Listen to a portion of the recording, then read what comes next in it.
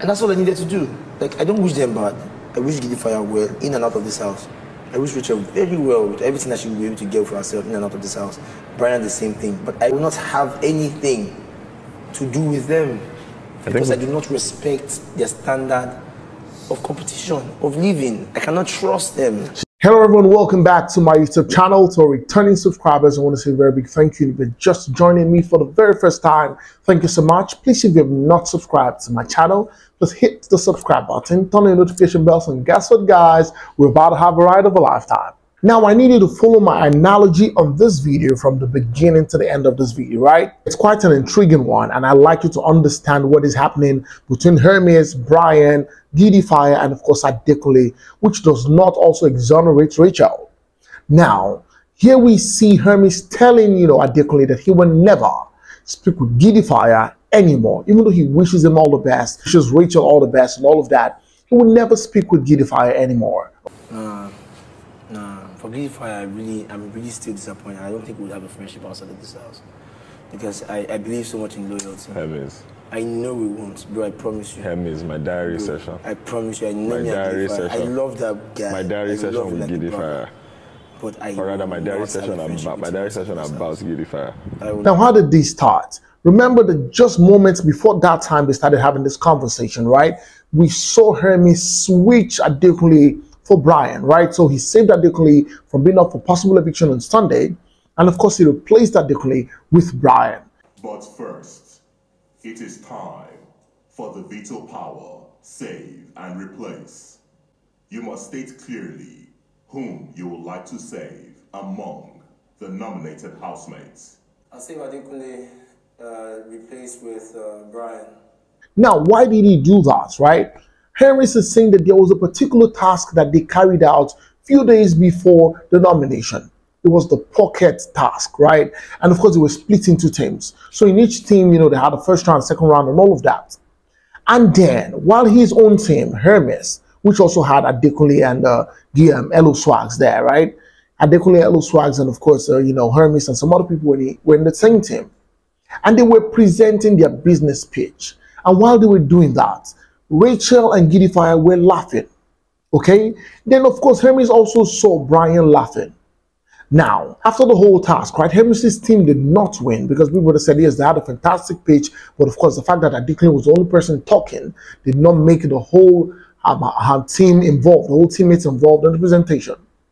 Now, when Hermes got back into the house after that task, he literally was blowing hot on everybody. Remember that video? Remember when he got to the house and he was just blowing up on everyone? Now they're mad. Dead. No respect whatsoever for none of y'all. None. Now we see Hermes blowing hot on everyone, right? And he's referring to the fact that people were laughing, like people cannot take defeat, to heart, right? That's it. I mean, he brought a healthy competition, his team brought a healthy competition, and that some people were laughing, okay? And of course, Bryann, I think there was a particular time that Hermes also, talked about the fact that he didn't like the fact that Bryann and, Rachel and of course, GiddyFia were laughing. And here is Bryann. Bryann was talking about the fact that, see, he wasn't even laughing at what Hermes' team did. He was laughing at the thing that Elo Swag was doing. I think the thing that, Bryann was laughing at was the fact that Elo Swag was just giving different gestures, okay? Bryann wasn't laughing at the quality of the presentation. He was just laughing at the gestures because, Elo Swag was quite funny during the presentation. He was putting a shoe on his hair. So there was just, many gesticulations that, Elo Swags had during the presentation. And that was what Bryann was laughing at. So Bryann was also mad at the fact that why would Hermes just come at everybody and begin to lash everybody himself? He's also very crazy that he can go off on anybody anytime, but he's just trying to take his cool. Which kind of nonsense talk with that one? They respect me as human being. They mad. Which kind of nonsense talk with that one?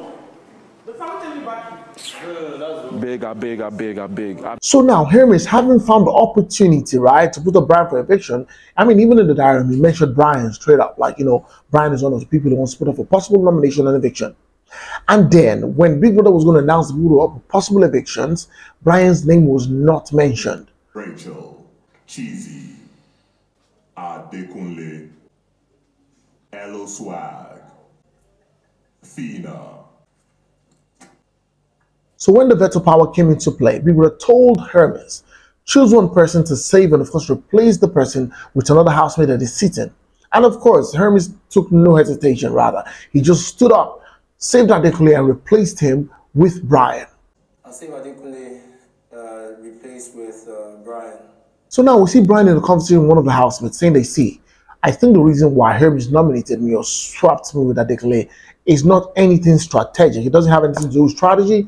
It is all about emotion, that there's something emotional going on. He probably doesn't like him or whatever it was. And it's not the fact that Hermes is trying to play a game that made him swap him for Adekunle.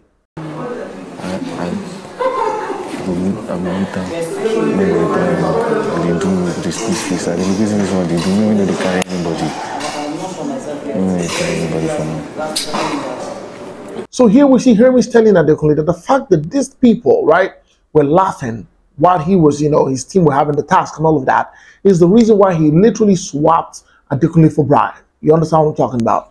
And that's the major reason that he doesn't like the fact that people cannot come to a game and play healthy, that everybody's here for the 100 million. Well, at least 4 people would have put you up for Big Brother to mention your name. Bro, I know next week, bro, I'm #1 and that is the same way Rachel was. I know. Like, if I'm not, I know people here don't have sense. Because I know why, and it's not because they hate me, it's just because everybody wants 100 million. Bro, we came here with that prize money in all of our minds. He goes ahead to say that he can never have anything to do with Rachel and GiddyFia, that he cannot trust them. The fact that these are people that he has shared stuff with, especially Rachel, and has also been there for GiddyFia so much, and now it became a task thingy, and of course they were now laughing at him, that they really took that to heart, and they will not have anything to do with them. That's all. I will not have anything to do with them. Because I do not respect their standard of competition, of living. I cannot trust them. She did it again today. That's all. Because she sat down next to Chomzi, sat next to me. She sat next to Chomzi. And then she just... We now see that the fact that, Rachel is no more with Adekunle really hurt Adekunle. Why do I say that? Adekunle is now talking about the fact that, see, GiddyFia and Rachel, they are very, cunning people. That a lot of time, he had asked GiddyFia, what's up with you and this girl? Do you like this girl? Because remember, that Rachel literally used to be with Adekunle. She used to spend time with Adekunle. We really even thought that both of them would become a thing or have a ship. And then we started seeing how, Rachel was tilting towards GiddyFia, GiddyFia tilting towards Rachel, and something started brewing, okay? And then, Adekunle was now asking GiddyFia, according to Adekunle, he said he was asking GiddyFia, is there anything going on between you and this girl? Do you like this girl? And, GiddyFia says no. And boom, maybe kind of asks GiddyFia, what was the thing that was happening between you and Rachel in the toilet, where there was a lot of emotions, there were a lot of I miss you, right?